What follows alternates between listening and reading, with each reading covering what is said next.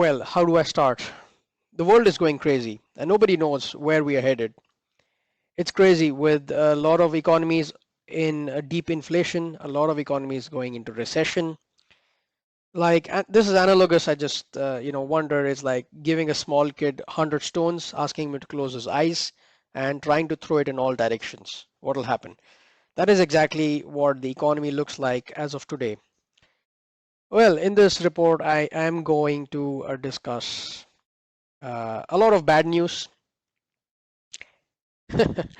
Well, the economy collapsing, stock markets are going down. We saw yesterday what happened.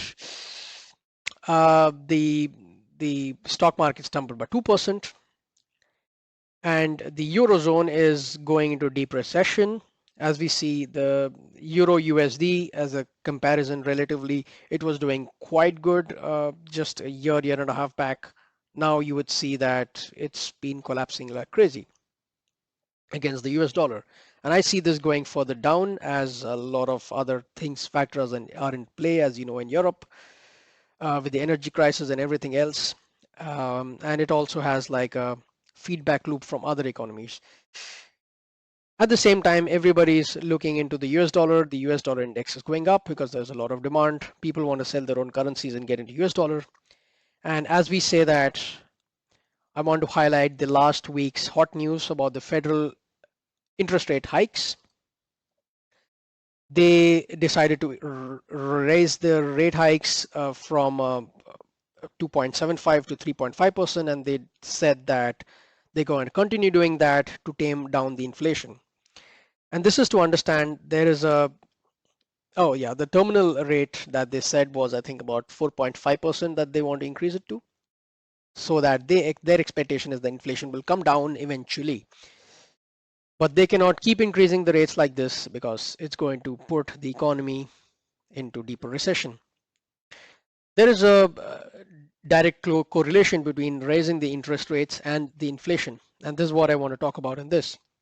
And this is something that we already may be aware of, but I just want to bring it to our attention that the notion behind why the Fed do what they do is to keep the price stable, number one.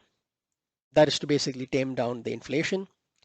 And number two is to maximize the employment, which is to spur up the economy. And we would understand that there are two sides of the coin. The first side of the coin is the economy starts overheating. Whenever that happens, there is a lot of demand, and people start buying houses, the interest rates are low, etc., etc. People don't save, and when that happens, there is too much inflation because there is only so much of supply, and only so much of supply can be produced at a time, but there is so much of demand. Inflation naturally increases, and Fed steps in, says, okay, we're going to tame this, we're going to increase the interest rates. And when they start doing this, they push people back into their own shell because they encourage people to start saving, put money in the bank accounts. The interest rates are high. When the interest rates are high, people stops borrowing because the interest rates on loans are high, etc., etc. We arrive at the other side of the coin.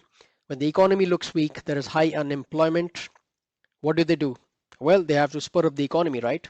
They reduce the interest rates again so as to tame inflation. So this is what is happening. But this situation is quite different because the debt clock is also ticking. It's almost $30 trillion now. And the US also steps in to buy its bonds. It's in a way to kind of show encouragement to the economy that people are also getting into bonds.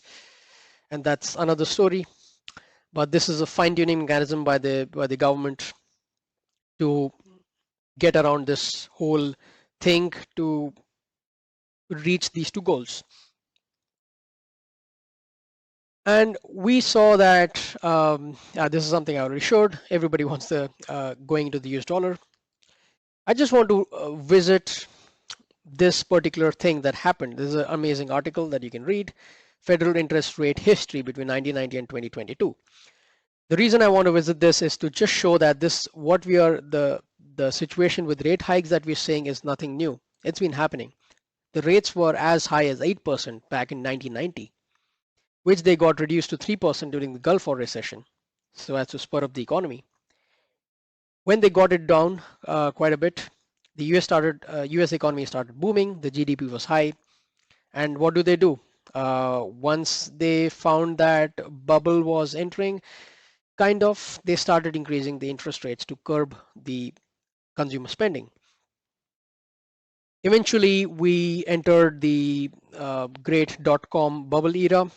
What happened then? Well, once the bubble popped, they reduced interest rates. Apparently, around the time of the dot-com bubble, that was the time when the rates was as low as 1.75%.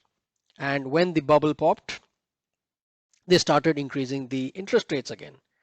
So what I'm trying to show is it's like a cycle of boom and bust. The Fed manipulating the markets to bring down inflation, etc., etc. It's a cycle. It's a cycle.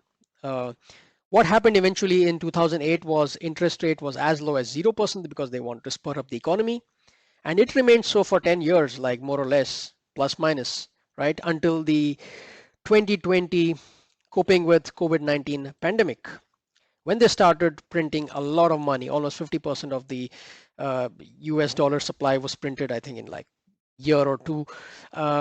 So when that happened, naturally, there was so much money in the economy that the inflation increased. And just to now tame that inflation, now Fed is going back to increase the interest rates, and that's exactly what is happening right now. And they want to go until 5% terminal rate. And what's going to happen? I want to show this in the charts. Whenever the Federal Reserve has increased the interest rates, eventually the inflation comes down. This is on the right is inflation, on the left is the um, on the left is the inflation, on the right is the interest rates. Now they are bringing it back up from 0% interest rates, a very, very low inflation, money printing, inflation is high, they want to increase the interest rates, bam. Here is where we are right now. And now we are expecting that the inflation will eventually come down. Will it come down? I think yes, but I doubt not as fast because a lot of things are at play right now, geopolitically as well.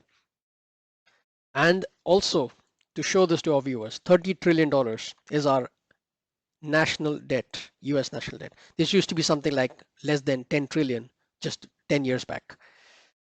So a lot of things are happening. US started buying its government bonds recently.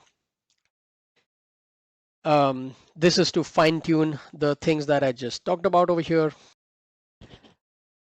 And having said this, I think if you look at the crypto markets, I think it's been doing reasonably well. The stock markets went down by 2%, but crypto has been bracing its impact. So that means the long-term investors are thinking that this could be a good entry point for the long term. And this certainly is. It's been dipped by about 70% already. And in terms of the BTC USD chart, nothing really has changed since the last few weeks. The RSI is low. The miners are getting healthier, so they are getting into the groove. The markets are consolidating at the moment. And in terms of the Bitcoin hash rate, it's at the peak. That means miners are getting interested into the ecosystem. And in terms of the moving average, this kind of shows the oversold and overbought territories. And you would see that we are already in the bear market phase. The overall crypto hodlers are in deep loss at the moment, so to speak. And whenever this happens, it lasts for about 1.5 years of bear market. That's at most, historically speaking. And I would assume, I would see from also the gut feeling that I have, I would say we are already halfway through the bear market, some more pain to go, a few more months of a downtrend, so to speak, before we have the opportunity to go up. And in terms of the XMR BTC chart, I guess the volumes are pretty low, so there's nothing too much to say about it. The RSI is on the oversold territory. In terms of BTC, I also indicated this a few weeks back that BTC is getting strength against the XMR. And I think it's just going to follow what BTC is doing. It's in the wait and watch mode of the overall crypto markets and the environment. That is all from my side. I hope you learned something new today, and I hope to see you all in the next price report. Have a good one.